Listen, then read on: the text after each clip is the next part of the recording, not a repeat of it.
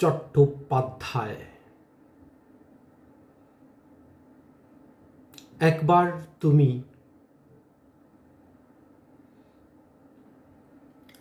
একবার তুমি ভালোবাসতে চেষ্টা করো, দেখবে নদীর ভিতরে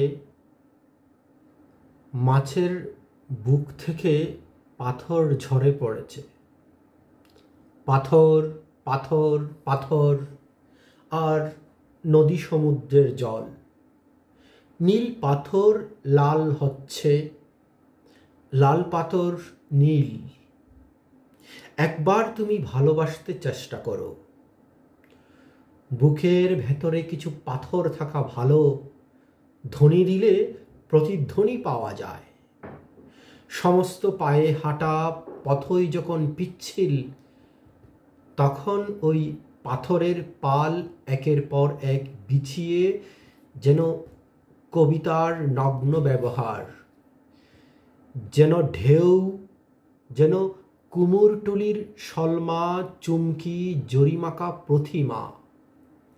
বহুদূর হেমন্তের পাশুটে নক্ষত্রের দরজা পর্যন্ত দেখে আসতে পারি।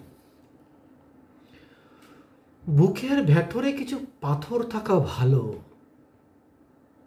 চিঠিপত্রের বাক্স বলতে তো কিছু নেই, পাথরের ফাঁক ফোকরে রেখে এলেই কাজ হাসিল।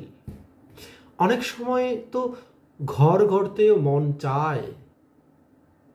মাছের বুকের পাথর ক্রমেই আমাদের বুকে এসে জায়গা করে নিচ্ছে।